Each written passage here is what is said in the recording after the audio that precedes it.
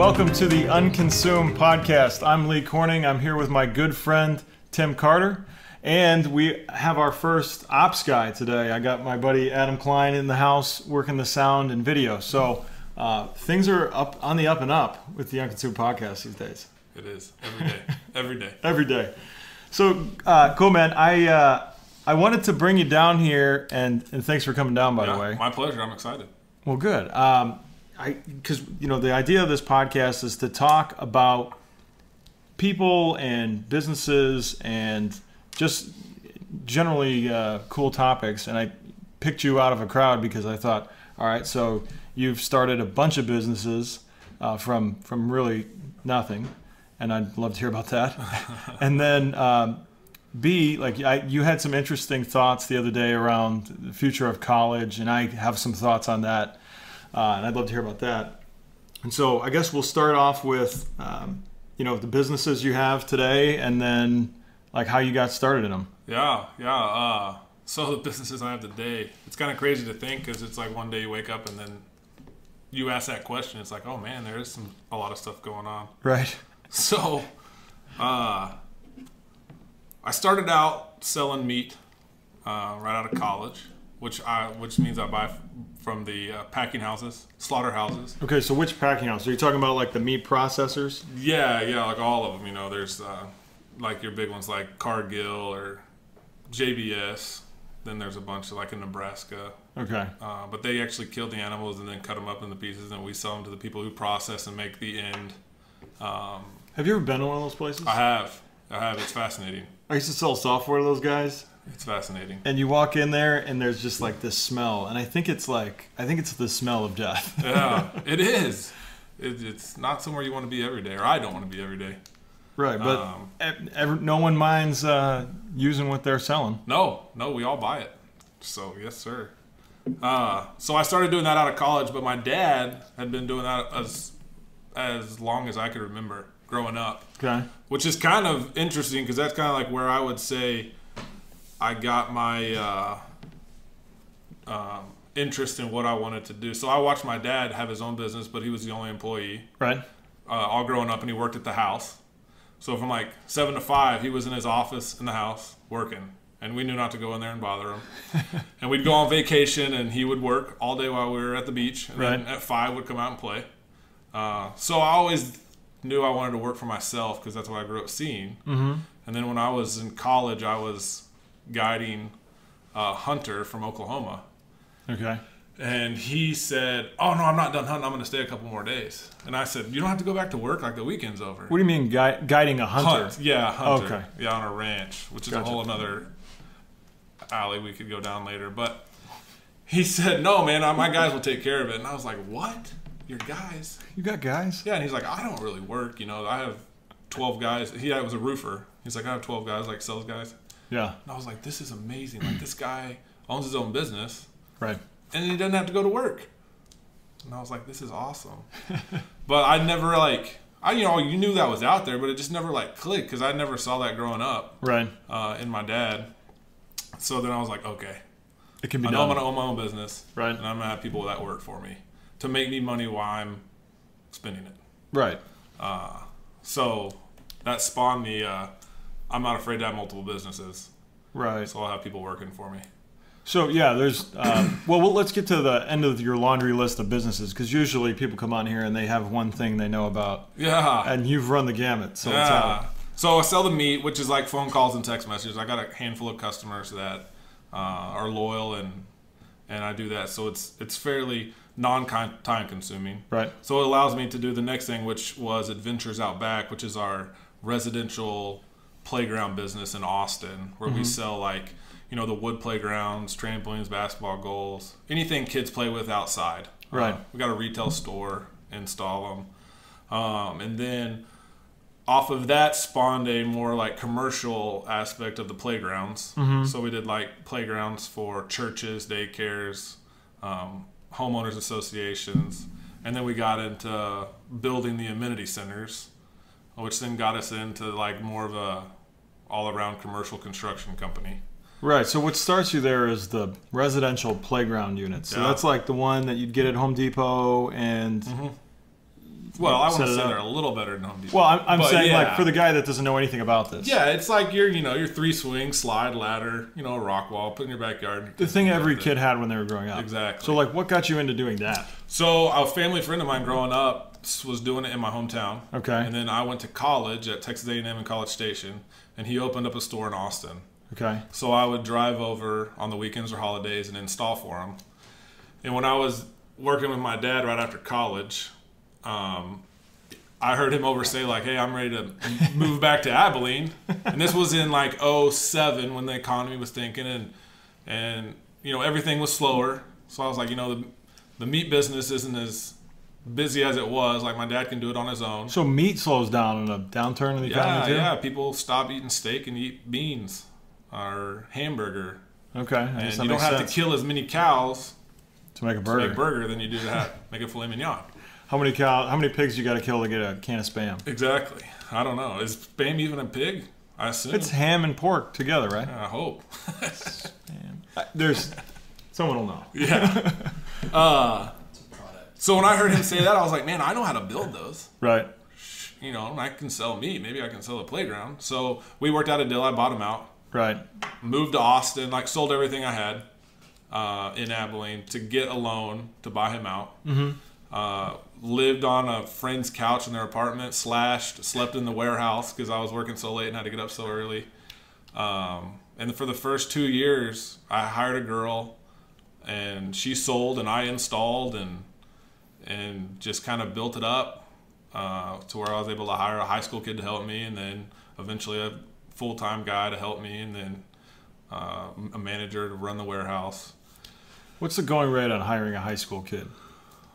Oh man, I think I was paying him like $9 an hour. Really? Yeah. But You know what minimum wage is?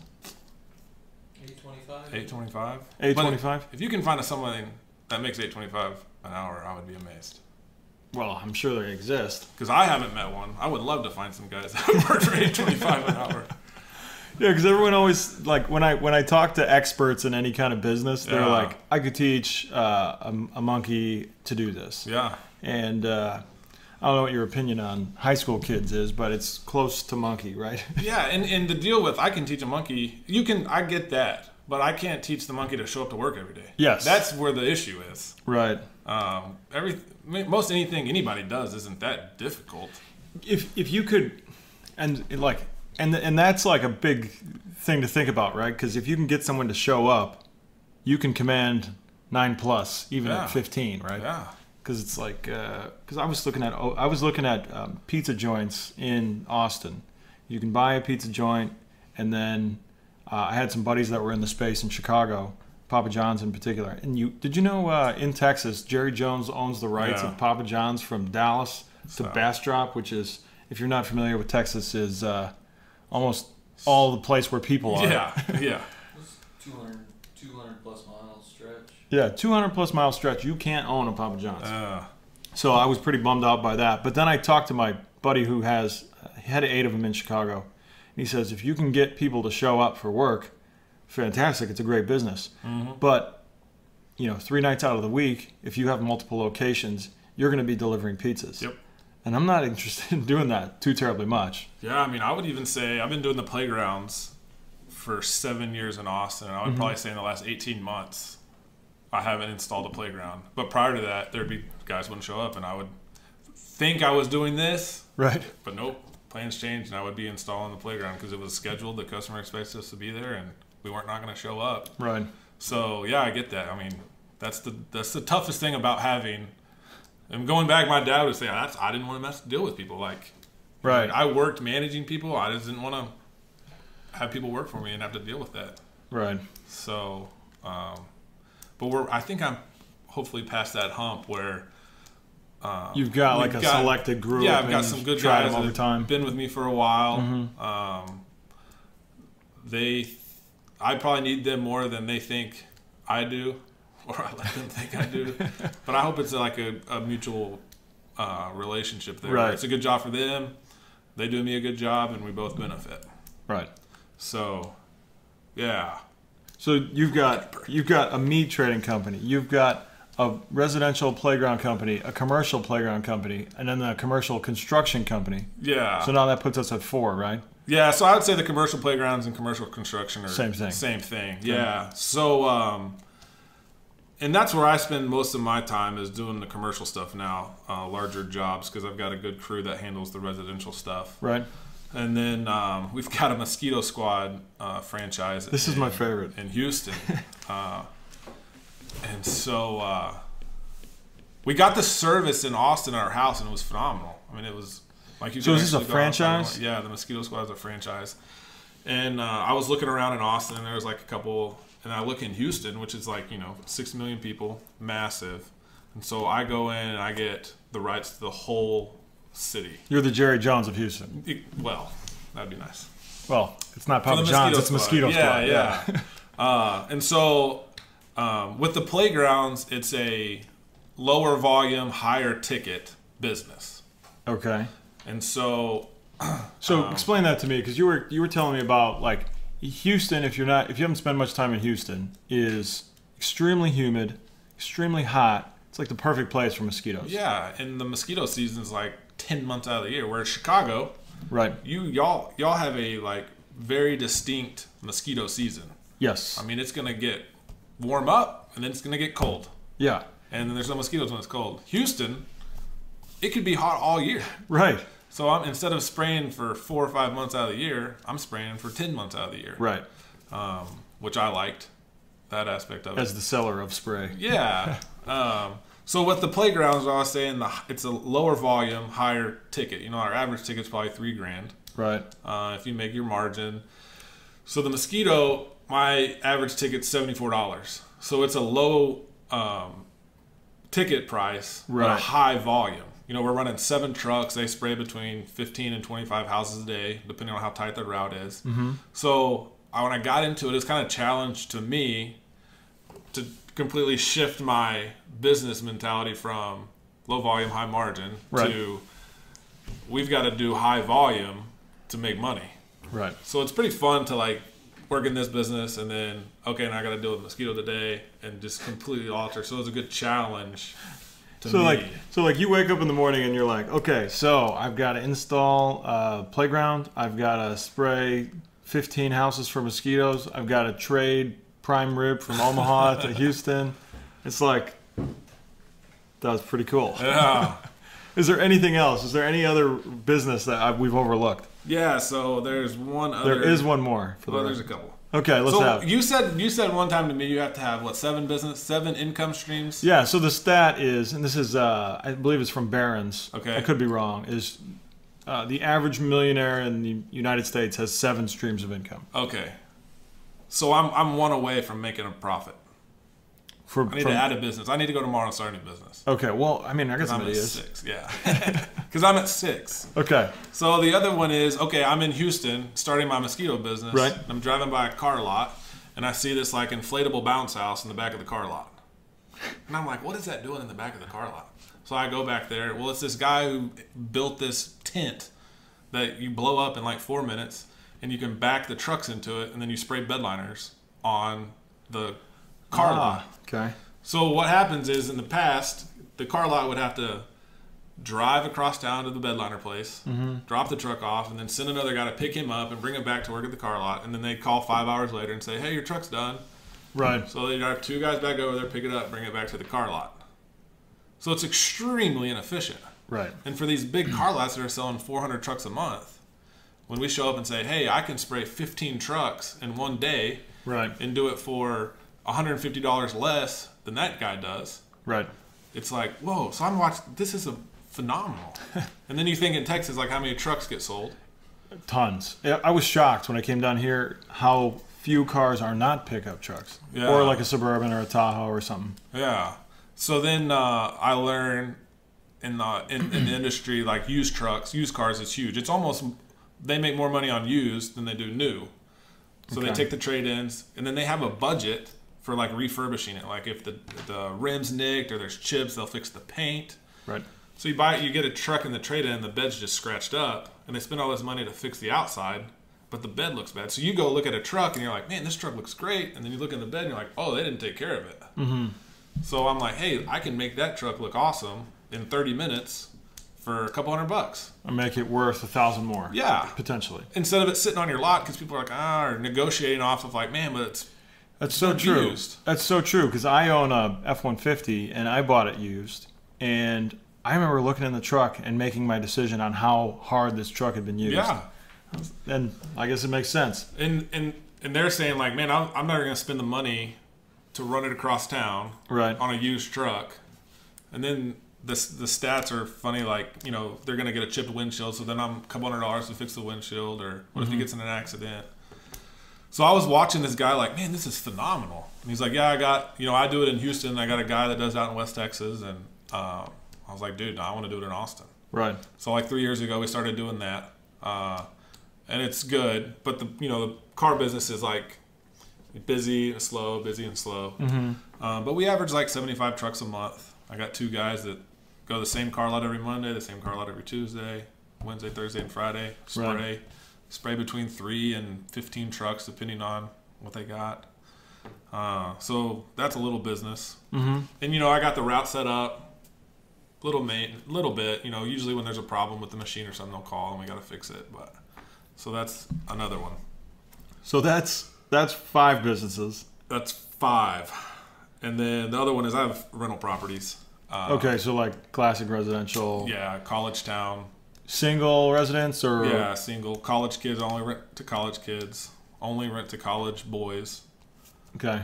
And so that's the 6th business or income stream. Okay. So what got you into the residential thing? Because a lot of people shy away from that because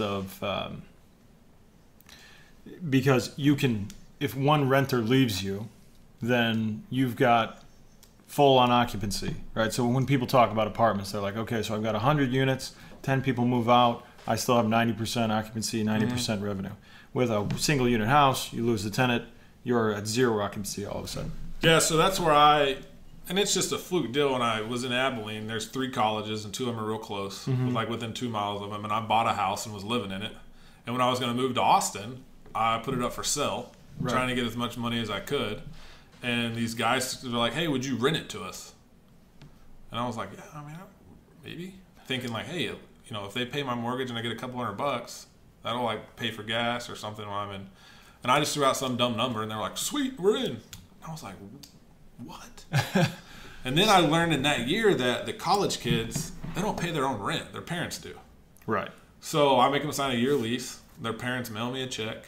So it's not the risk of like knocking on doors in some... Yeah, and I've never, some oil rig town. 7 years, I've never evicted anybody. Right. I've had to call them like, hey, it's the 10th, where's your check? And they're like, oh, my mom, something like that, and I get it. Chair's clicking. Oh, it is? Yeah. I thought I was sinking. Okay, so that's 6 businesses. Yeah. Right, so I'll tell you this. I get a call, probably 2 calls a week of someone that has like what they describe as a multi-million-dollar deal or $1 billion idea. I said ideal on the first one. Like a giant money idea. And they're like, I'm going to do this, and it's going to be epic, and you can punch holes all over it. And it's generally very high-tech conversation.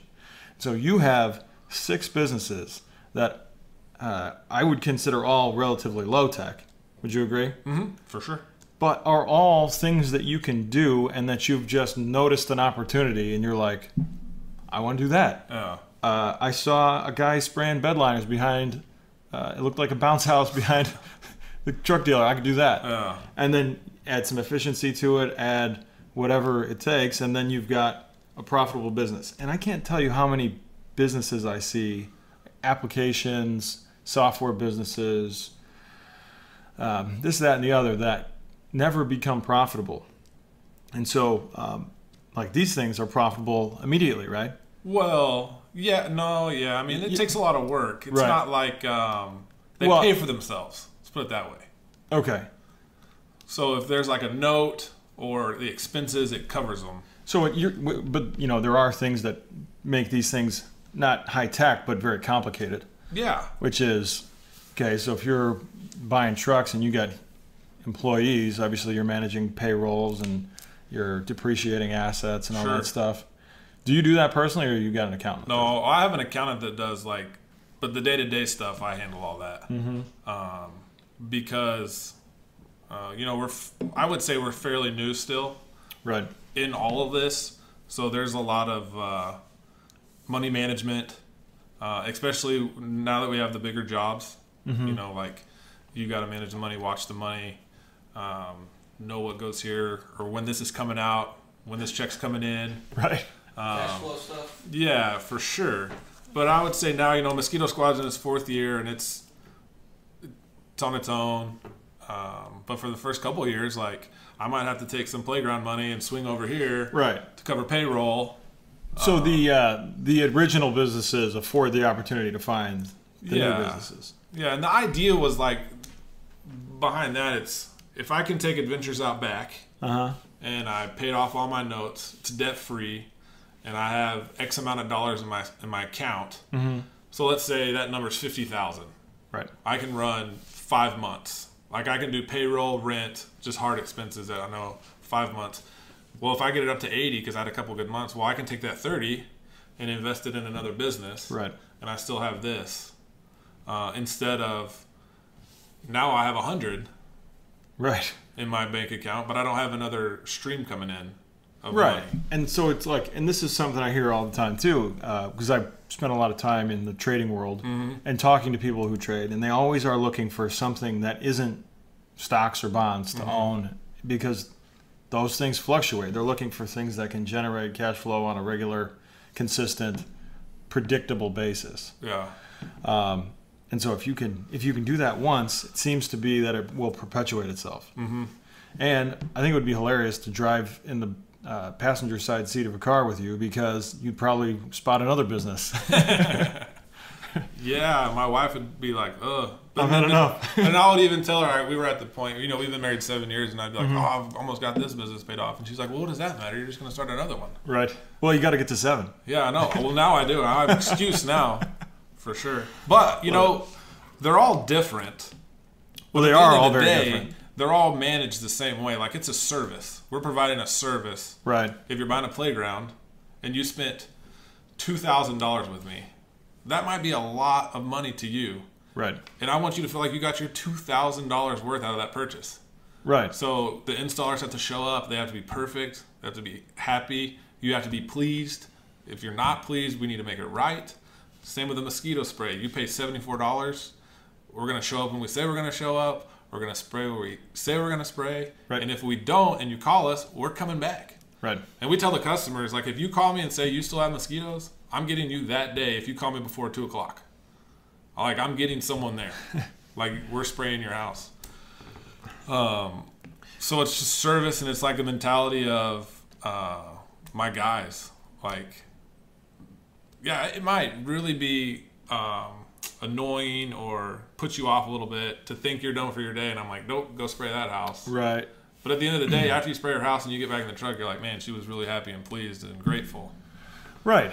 Yeah. So you're in businesses that are extreme retail and extreme B2B, right? So the meat trading thing, I can't think of there's no retail consumer sees any part of that supply chain, but a residential playground company would. Yeah. So tell me about what it's like to deal with retail customers, where you have this high service business, and you're obviously providing the service, but there's got to be some train wrecks. Oh, that come along the way. People are hard to deal with, right? Extremely. But that's where we have to sit back and think how often do you go spend $4,000 on one thing? Not even for you. You're spending $4,000 on your kids. Yeah. Who you're probably annoyed at when you're in there. You know what I mean? When I come out of pocket for any sizable dollar, yeah, there is some of that. Yeah, so we have to make you feel good about that. Right. Not when you're writing the check, because it takes us 7 to 10 days after you buy it to get it in your yard. So you're thinking about man, I just gave those guys $4,000 for this place that my kids are never going to use. Right. And usually that's how we've experienced the wife really, really wants it and the husband doesn't want it. Or the husband really, really wants it and the wife doesn't want it. Like, very rarely do they both come on the same page and like, we are ready to roll and we want this one. Right. It's always a battle, so we have to facilitate that and keep it. And then you got to have like a sales rep that's like great, good cop, bad cop. Yeah. And I'm like, and they always give me a hard time because the customer comes in mad and I'm like, what's wrong? Like, no problem. We'll send guys out there and fix it. And they're like, man, we don't need to fix it for them again. And I'm like, at the end of the day, dude, if they're happy, their friends are going to tell them. And also we've learned, if they're miserable people and they're like, this is what we hear all the time, I'm going to tell my friends never to shop here. And I'm like, your friends probably know we're not the first place you've told them that. Right. Like, you've probably had a bad experience everywhere you've been. Oh, my goodness. It can't be everybody. It's got to be you. You're hitting on what I think is one of the wildest things about customer review culture is only people that are having a really miserable time are going on the internet and writing something in memorable print. But, or, if you go on Amazon, there's like some good reviews. And sometimes there are more bad ones, but it depends on the product. Yeah. But what I'm getting at is like someone that's really pleased with the product will just say it. Yeah. That person isn't going out and writing it online necessarily. But you had, with the mosquito business, you had mentioned that you had like a Google review fiasco or something like that. Yeah. So one of the one on that one is when the guy called, or he wrote on there that the guys left and birds were falling out of their trees like left and right. Dead birds. Yeah, which, keep in mind, like, we're spraying, our target species is a mosquito. Right. Like, it's tiny. So the amount of product we use doesn't harm a bird. Right. Even the littlest bird. And so, I mean, the ladies in the office are calling me, they're freaking out. This guy's just kind of like office rocker. So I drive over there and I'm like, hey, what's going on? Like, and I'm expecting to see like 30 birds in his backyard. Right. Well, we get there and it's like two little bitty babies that were probably trying to learn how to fly. Right. They didn't make it. And then we're like, and he's like, oh, that's probably what it was. So there's things like that, which I try to think of, like, there's always something else. Or like, they might have had a bad day and we're getting it. But at the same time, like, we're still going to do whatever we can to make them happy. Right. Because it's just stuff like that. But yeah, there's always something. And it's just not worth it to fight somebody over. When you can, that's how I feel. Like, when you can stomp it, make them happy, do the exact opposite that they expect, then they change real quick. Right. Yeah, it's disarming. Yeah. For someone to come after you or come back to you with the opposite of the anger or the aggression that they're coming at you with, right? I got a good buddy. His name's Ben. I'm actually going to have him on this podcast, Ben Zolden. And he is like the master of being in situations where someone's coming at him very, very aggressively. And he's just like, somehow, some supernatural power, he can just like cushion and then send back some love. And it's just like solved. Yeah. Every time. It's amazing. It's superpowers. We'll talk about it later. But it's interesting because in retail businesses, and I think this is one of the reasons that I mentioned Amazon twice now, is the reason I think their retail arm has been so successful is because they make sure that you're in a good spot every time you buy something off their site. They have that like A to Z guarantee thing, which hasn't always worked for me, for the record. But then they, that's just buying a product. But when you're looking at buying something that then also needs to be installed and someone has to stand behind, like, that's a whole new ballgame. So I guess that's like a different kind of retail. Yeah. So like one thing we did to like offset, everyone wants to know what the warranty is.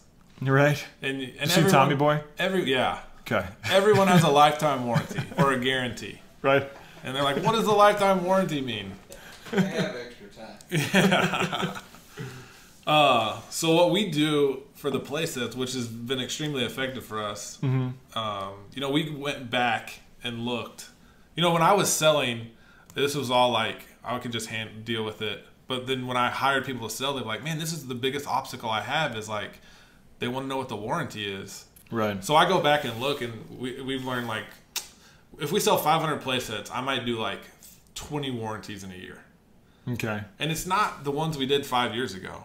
It's like the ones we did like 3 months ago. And the people are like playing on it the first couple times. They see a little something. They call in. So what we started doing was the first 12 months you have your place at 100%. Like there's no fees. We cover the labor. We do everything because we've experienced in the first 12 months it's when you're going to have a warranty issue. Right. And since we've done that, we have not had one person call us after the 12 months for a warranty review. And we don't even do 20 warranties a year now. Huh. It's really interesting because I think they just feel like, oh, they got us. And, oh, that's not a big deal. And usually this stuff isn't an issue. Right. So it's just things like that you catch up on and you make it easier on your salesperson because you have an issue with the warranty and we weren't able to address it. Right. And now we are, and you feel comfortable. So then you kind of forget about like, I need to check this thing over left and right. So what's the next new business you're going to look at? Anything come to top of mind? Or is it something you don't want to say on the internet?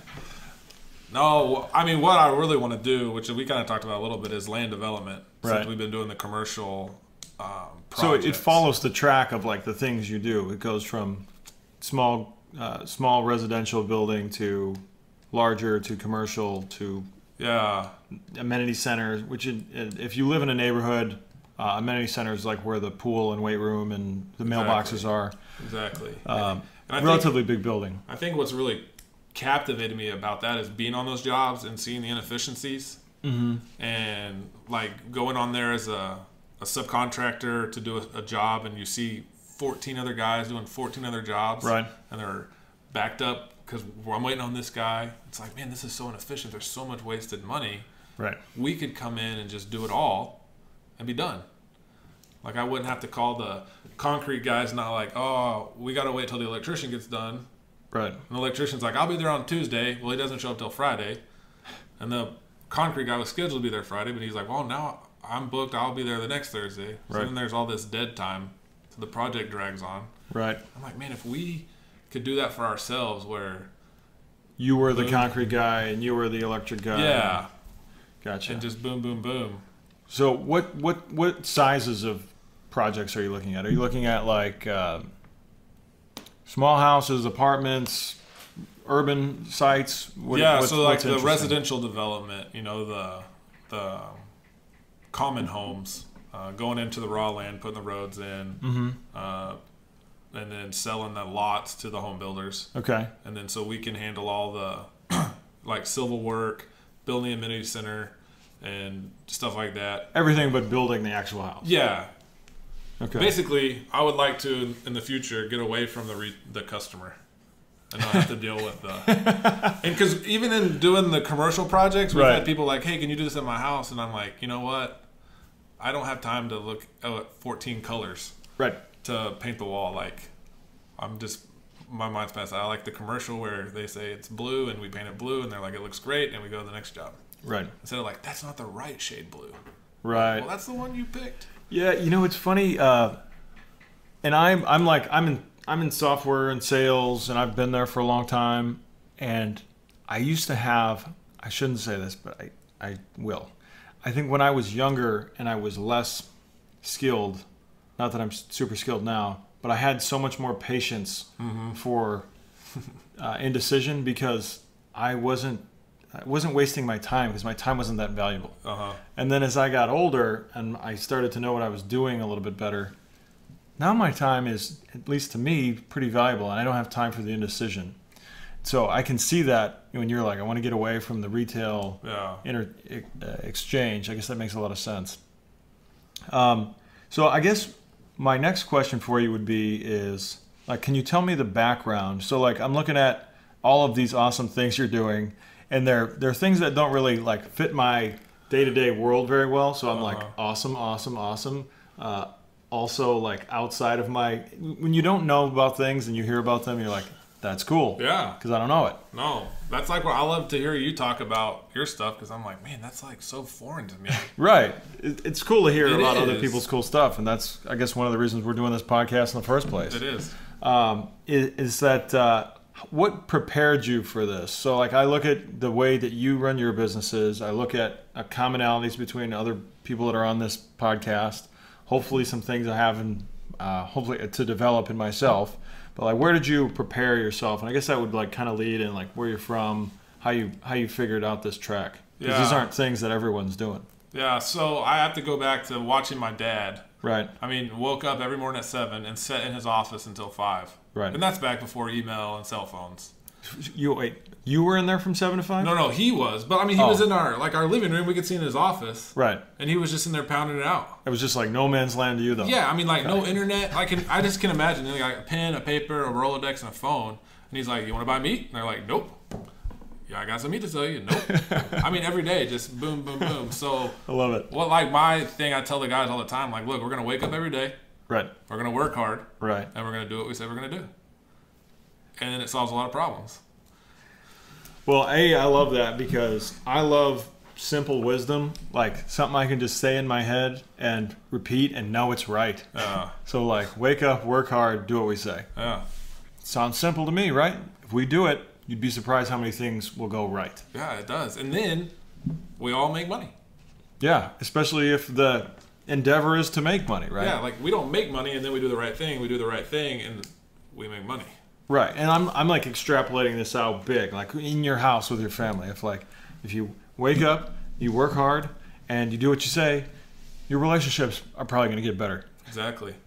Like that's a lot less problems. We're not trying to make money, but we're trying to have good relationships, right? Yeah, and I mean, you know, when you're younger and I'm starting out, I'm like, I'm going to be a millionaire. I'm going to have $1 million to make by the time I'm 30. Right. And like that's the worst way to go into a business. Right. Because then you're just depressed all the time because you're like, I'm not winning. It's just going yeah, poorly. man, I'm working my tail off. Right. And I have $200 less than I had last month. Right. So it's once you get, I think, with age, you kind of change your focus. And I have to say, every man is money driven. To some extent, yeah. Yeah, like we feed off of like financial success. It's a, I would say, almost a hereditary thing that you feel some ownership of the providing in a house. Yeah, but now being 34, I'm like, I'm probably not going to be a billionaire, and I can Maybe accept that. I've got hope for you. Yeah, but I'm probably not. But I might be. We'll see. But probably not. And so it makes it a little bit easier. Like right. Today's not going to like be the day. Right. It might lead to the day, but today's not the day, and tomorrow's not the day. Well, if you don't have a great day today, tomorrow, the next day, and as far as you can see, you don't have a chance at ever having that big day. Yeah. Right? So 2 things you said pop out to me is the lottery that you won when you had a great example of a dad in your house that was like working hard, doing what I say, isn't lazy. That's the wake up part. That's what I equipped. Is that right? Is that okay? So not lazy, works hard, and then has integrity. And it's like, those 3 things, if I can observe those as a young person, how much does that set you ahead in just life in general? Yeah. That's huge. And I've learned that. I was fortunate to have that example in my home. Mm-hmm. And I've also been fortunate to be around other people that I was able to watch them in their business. Right. And I hope everyone is wise enough to like see other people's mistake and learn from them. Right. Or talk to people and hear them say like, man, I did this and it was way bad. And be like, maybe I shouldn't do that. Right. Or if I get in that situation, I need to think about this conversation, and it might protect me from that. Instead of thinking like, no, I'm Tim, I'm bulletproof, I'll get past this one. Right. Because it's like, well, I've heard 5 guys that didn't. So odds are long. Yeah, so I'm not going to try it. Yeah.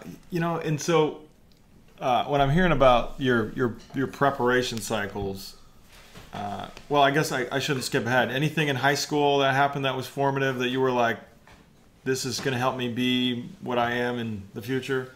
Man, I would say no. I mean, I worked in high school just because I wanted to have a little money to play. Right. But I was the guy in high school that was like, where are you going to go to college? And I'm graduating high school. I'm like, I don't know. Like, right. It wasn't like, what do you want to be when you grow up? I'm like, I don't know. I'm pretty happy doing what I'm doing now. So it was like none of this. Because I even went to A&M, and I have a degree in wildlife fishery science because I enjoyed hunting. So I was like, I'll hunt forever. That'll make sense. That makes perfect sense. Yeah. So follow your passion, Tim. College, I hunted and I guided and I did artificial insemination with deer. Okay, so you're gonna have to explain that because I don't know what that is or what that means. In Texas, they have the game ranches and they have 5 events and they sell the hunts, and people pay according to how big the antlers are. So when you sell the hunt, you mean like that's tags? Yeah, like you would come to my ranch and say, "Hey, here's $10,000. I want to shoot that big deer." Okay. And so the guys are like, "Hey, I can like manipulate these deer and breed them and get bigger deer. And I can sell it for $20,000." Right. And then it's like keeping up with the Joneses, like, "Oh, so and so had this deer in his office. I need to go kill a bigger one." So I got it. This begs the question: if the guy wants to get the deer and it's on an enclosed area, wouldn't he just pay you? Wouldn't he pay you $1,000 more to go get the deer for you for him and just be like, "Yeah, let me take a photo"? I mean, some guys probably do that. Adam, is that true? Very true. Yeah. So I was doing that, and actually, I was traveling with a guy. We were doing it independently, just AI and the deer, and that only happens in November and December. Okay. Like I don't know if I told you, but deer only breed. They only have an estrus cycle one time a year, unlike humans who have one every month. Oh, okay, gotcha. The female deer can only conceive one time a year. Okay. So when that happens, that's when you do the AI. So then the rest of the year. So that's artificial insemination, not artificial intelligence for correct. The rest of us. So I was doing that in college 04, 05, 06, 07. Then the economy tanked and all this big ranches was a write-off. So it kind of went away. So that's when I started selling with my dad because I could do that for 9 months and then I would AI the deer. Right. And then Red McCombs, ring a bell? He used to own the Vikings. Red McCombs is the... I shouldn't even guess when you could just tell me. The business school at A&M, right? Yeah. Is that it? No, that's Mays. No, McCombs is awesome. Is UT. Yeah, that's UT. That's right. He used to own the Minnesota Vikings, has tons of car lots, just a wealthy man. And when I was a senior about to graduate from A&M, his assistant called me and was like, "Mr. McCombs wants to have a meeting with you to run his ranch." Okay. And I was like, "Oh, yeah." And then I called him back and I was like, "I'm not interested." And I called my parents. I'm like, "Man, this is all I ever wanted to do." But I was like, "No, I'm good." Huh. Which was kind of weird, but I think I realized like... So why? Well, when I was doing it privately with this guy, we just worked for people on contract. So the problem that I saw was we'd go to these ranches, and every time we go, each year we'd go, there'd be a different foreman on the ranch. So they lived on the ranch, they gave him a truck, and paid him $20,000. Right. Well, I don't know Mr. McCombs from Adam. Never even met him. Right. But I'm assuming people like that can like get mad and be like, "You're fired, leave." Oh yeah, for sure. It's not like a situation that you hear about where suddenly you're best friends and he has taken an interest in your prospering in the future. So I see these guys and I'm starting to think like, you made $20,000 last year, right? And when you got fired, you got kicked out of a house, and he kept his truck. Well, what are you doing? Right. So I was like, yeah, I don't think that's the path.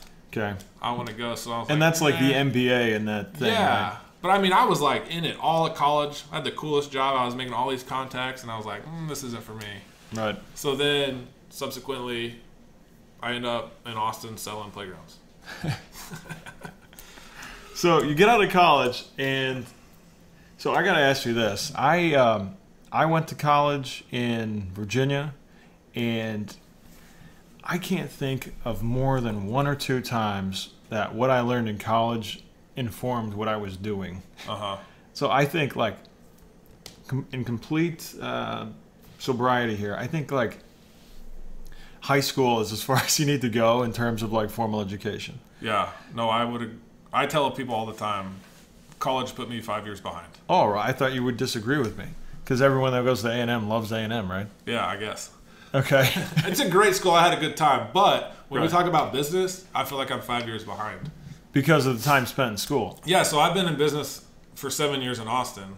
Right. Like, where would I be if I was in my 12th year? Well, would you have been mature enough mentally to I probably run that track? I probably would have had to learn lessons a little harder, maybe. But let's be honest. Like, when you come out of college, you're not, like... That much more mature. Bigger or badder, right? Yeah. You just got a lot more debt. That's true. And that's the reason why, and that is the biggest reason why I think 4-year colleges will be for highly specialized roles or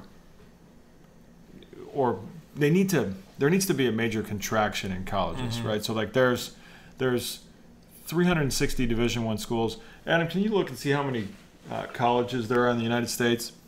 But there are so many, and it's grown so fast that because there's so much money to be made. Yeah. And so what we've got to do is figure out, okay, so you need to go to school for this specific thing. I want doctors to go to school. Yeah. I want accountants. I want my accountants to know there are 5,300 colleges in the United States. That was in 2015. And that's in 15. Yeah, so 3 years old info. Okay. Well, that's okay. We'll use that as a ballpark. Can you clean your cookie? Get it updated? Oh yeah, you rerun the cache because I must have searched that in 2015. Not that they're adding schools every day, but Yeah. there's probably a few more. Yeah, I mean, there's more, or maybe there's less because it's already happening to some extent, right? So like you heard, Bernie Sanders' wife ran a college and ran it right into the ground. Worked well for them. Yeah, so pretty well. I just think like if you're gonna go to school, you have to go and get some very specific skill. But like, I'm a sales guy. You're an entrepreneur of the widest variety I've ever seen, or seen personally. Yeah. And like none of those years or any of the time that was spent or those dollars that were spent really ever helped me do what I'm doing now. No, and what I hear a lot of people like, they just want to see that you could do something. Right. And I'm like, so they needed to see that I would go to English 3 grammar or Right. chemistry 2 and not learn anything? So here's the biggest thing I think about it. And maybe this is the biggest point is if people want to learn and they want to show people that they can learn, you can do that very easily with what's available online for free. Yeah. Right? So like I went through this thing a few years ago where I wanted to get an MBA. And I started taking all the tests, and then I started reading all these articles that say if you don't go to Harvard, Booth, or Stanford's business school, you may as well not go. Yeah. And I was like, well, they're not going to let me in, obviously, right? Yeah. But all the coursework is available for free online. Yeah. And maybe not like the specific programs for like the Harvard. But what you'd learn is already there. Yeah. And so if we're asking kids to go take $100,000 in debt and then come out so we can see that they can learn, I think that's a major mistake. Yeah.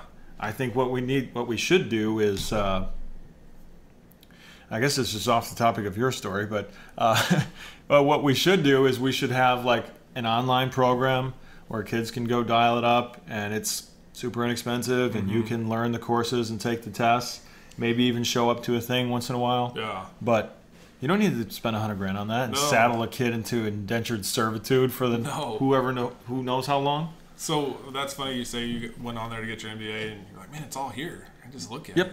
So like a month ago, we had a customer that we had done a few commercial jobs for, and we built up a relationship of rapport. And he was like, hey, we need you to build us a parking lot. He's like, can you do it? I'm like, hey, I'll come look at it. And he tells me what he wants.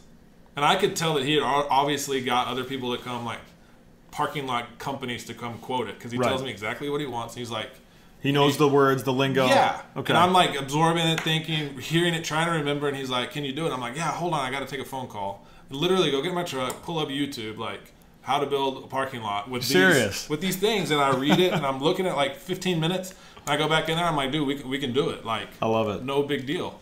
And he's like, all right. Now, like, we already had a rapport, so we knew we were going to do it right.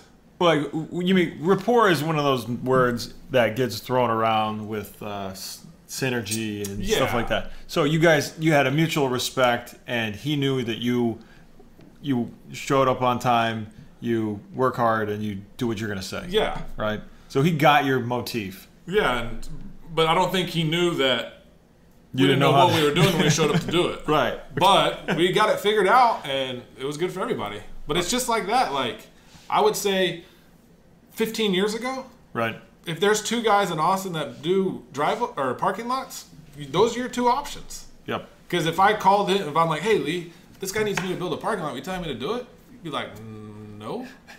Like, I'll pay you to, like, manage the job. Right. You can come work for me, and I'll teach you over 5 years, but I got to tell you how to do it. Now I just go online and, like, here we go. Let's add parking lot to our website. That's how simple it is, right? Yeah. Do you do that personally, or do you call the web admin and you're like, add parking lot to the resume? Yeah. Oh man, we just take pictures of all the jobs and we send it to him, and he's like, I'll post it on there. Tell me what you did. And I'm like, watch this YouTube video. That's what we did. And you sent him the one you watched. Yeah. I love it, man. Like the utility behind that just mindset of being like, I don't know how to do that, but I know for a fact that I can learn it, and I'll be cheaper than what else is available. Yeah.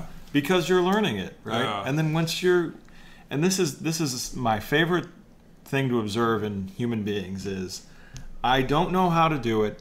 I can learn, but once I get really good at it, I'm going to be the best in the space. And oh, by the way, at that point, it's like it becomes valuable. Yeah. So I had my buddy Kyle Cummings on this podcast, and Kyle used to help me with a specific type of IT consulting work, and he was great at it.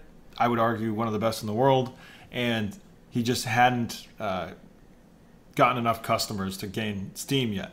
But now Kyle's is doing that same venture perfectly, and he can charge a lot of money now because he's recognized as one of the best in the world, or at least the best in Texas, and definitely one of the best in the United States of people that can do this particular task. And if you've seen the podcast, it's tableau. So you were saying he was doing something and didn't really steam, but he just kept fighting through it, like.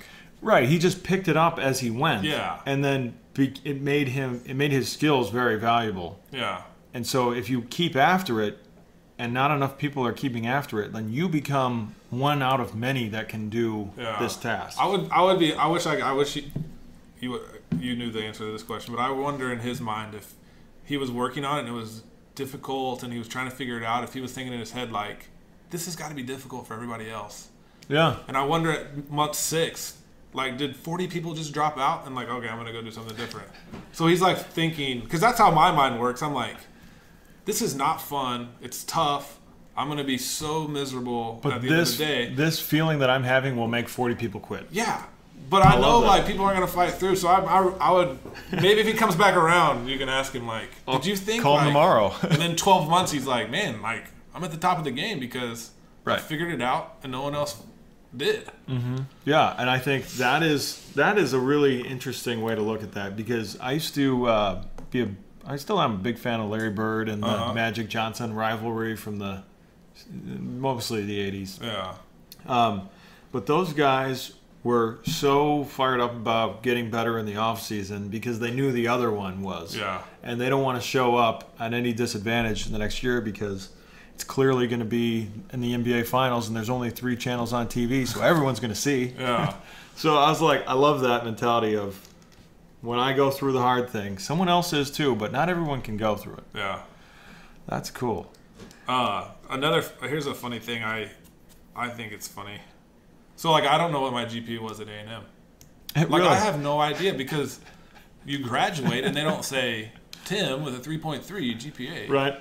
So, and I've never had a resume, so I've never had to put it on a piece of paper. Right. And I've never sent an interview. So whenever I started getting where I needed to hire people, like, I would bring them in for an interview and be like, so tell me about, like, what do you do? You've done more than these than I have. You like sports? Yeah, like, so tell me about your family. Which you're not allowed to ask, by the way. See, I would. So you know what I do now? I sit in the other room and they talk to guys that work for me, and I just like, yeah, that guy's not gonna work. Really? Yeah, like, no. Interesting. So, like, you're just like, I'm vibing with them or not? Yeah, like, I've never been interviewed, so I have no idea, like, what to do. Mm-hmm. I'm like the most. I've done it, and I'm so awkward, and I'm sure people are like, I'm not. Like, what? This is the guy that's what? Because I have no idea. So now I just sit back in the other room and they can't see me. We actually did one in Burger King one day, and I'm like sitting at the other table, like eating my burger, listening to the interview. And they're like, "What'd you think?" And I'm like, "Yeah, ain't gonna work." Really? Yeah. I would love to see that happen in real time. Yeah, and it's worked way better than me like talking to you. Really? Because I would probably be like, "Man, you seem like a nice guy. Come give it a shot." And then 2 weeks later, I'd be like, "Bro, not gonna work. It's not gonna work." So I knew that I was like a little too sympathetic, or I didn't know what to ask. So I was like, "Man, you seem like a nice guy." But, nice guys aren't always what you're after. Yeah, it's one thing my dad used to say that I thought was pretty sweet is the last thing we need is more nice guys. Yeah. And I'll leave that for what it is, and you can take it as what it is. But so I guess I have 2 questions left for you, unless you have anything that you think is worth going over, because we got time. I don't even think the stuff we went over was worth going over. Oh, come off it. Well, I hope you don't feel that way, because you're needing one more business. I do. You're at least setting that up. Yeah. To get to millionaire status. Yeah. So if you were to give advice to Tim Carter at age, when did you graduate college? 06. So I would have been 21, 22. To 21-year-old Tim Carter, what is it? Man. The questions. So one of the just what comes to mind first. Yeah, it doesn't have to be some deep knowledge thing. No, one of the things that I really wish Brian. I was a little bit different about, and I think it's because, I don't know why, but I don't really trust people a lot on jobs, so I end up being there. Right. So it takes a lot of my time, or like there's things I'm like, no, I need to handle that because I don't want to lose the job, or I don't want it to misbid it, even though I've lost plenty of jobs on my own and misbid jobs on my own. Right. But I have a hard time so I wish I could start then and like step back, put people in positions and let them do their positions, because I think they'll end up doing a better job once they feel like, hey, Tim, like we're going to mess up, but we're going to do a lot of things good. Right. So that'd be one thing, like step back, and let them do their jobs, right, without coming up on them. Okay, and then it's like there's a Steve Jobs quote that's like way overdone on LinkedIn. You're on LinkedIn, right? I am. I don't know how I am, but I am. The internet knew, and they wanted it. It sucked you in. There's this quote on there, and it's a good one. It just gets overplayed, and it is, we don't hire people to tell them what to do. We hire great people so they can tell us what to do. Yeah. It's like you got to let the people you bring in do what they are supposed to do. Yeah. Because there's nothing more just choking than someone being on your shoulder all the time, right? And I know how hard I work, and I know... And you expect it from other people. Well, and the other thing is, like, I know how hard I have to work, especially in the early days, to make it succeed. Like, if I didn't get this job done today, I don't have time to go back tomorrow because I got to do these jobs. Right. And if at the end of the week I don't get all these jobs done, I'm not going to have the money I need. But that's been a really good thing about having Mosquito Squad in Houston. Mm-hmm. Like, I've had to hire people and put them in the place. I'm not there. I don't check in with them every day because I don't need to know, like, day-to-day things that happen. Right. Because I don't want to hold it on you like it's more than it was. Right. So that's been a really good learning thing for me. Like, I'm not there. I can't handle it. They're there to handle it. And fortunately, I've got really good guys now that do a really good job, and they know me and what I need, so it works out. But right, I'm grateful that I did that because it's taught me a lot, just not being able to be that hands-on day-to-day stuff. Right. So, okay, last question, because I know we're kind of at time, is if I took all of your businesses, all of your everything but your education, your family, and let's see, what else do I want to keep? Take my dogs. Oh, and your dogs. I'll keep the dogs. There you go. So you got your family, and you're homeless, and you have no companies, and also no money. What do you do? And I got to feed somebody tomorrow. Yep. Like what I said earlier that I want to get into more and more is the land development. I would go work for a land developer. Like right now? Yeah, I would, I don't have any money. I don't have any way to get money. I would go and learn that business. Right. Because there's two ways to get into something. Like, you learn it, you know it, and then people trust you to do it. Or you have your money, and you can go do it and lose your own money. Right. But if you're like, hey, I want to do land development, give me a few million, you'll be like, do you know what you're doing? Right. So I would definitely try to get into that somehow. Okay. If I had to. So, like, is that a job that's easy to get? I don't know. You don't I mean, know? you would have to get in and start at the ground floor and work up. Is that something that would be done on, like, outside on a job site, or is that like? Well, I would want to work for like the land developer, but I know just like me, when I hire somebody, like you're not sitting at the desk next to me on the first day. Right. Like you need to go learn everything in the warehouse. You need to learn how to back the trailer. Like you got to do this. Right. And then you can work your way in. But hopefully knowing I would work as fast as I can, learn this, master it, move on to the next thing, and then get up and be like, hey, I want to be... I always love the guy who's like, what's your goal in 5 years? And it's like, I want to be sitting at your desk. Like, that's my goal. I want to be the boss. I think that's... I'm like, I love it. So I had this conversation with a buddy of mine who actually gave me a major promotion in my career. And he's like, I don't respect anyone that isn't trying to get my chair. Yeah. And I was like, you got him right here, bud. And you're sitting in that chair. You want that.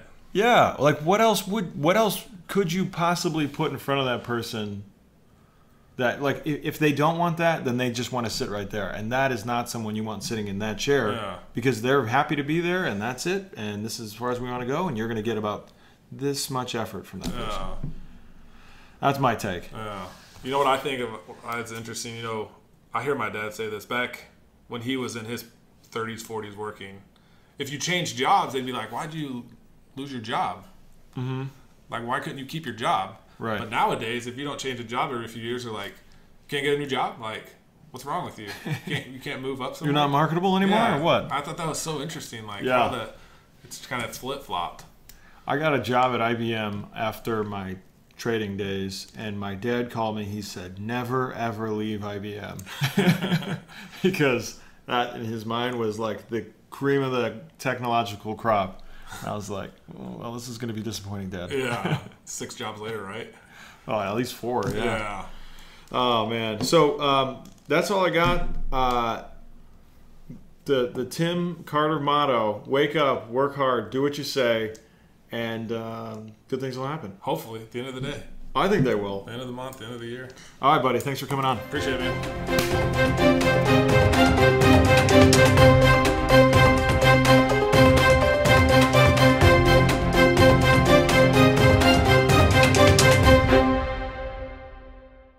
Thanks for checking out the Unconsumed podcast. We'll have a new episode every week. So if you want to hit subscribe, you can be notified of those new episodes if you're interested. But mostly wanted to say thanks to our sponsors, Onit Professional Scouting Services and Adventures Outback.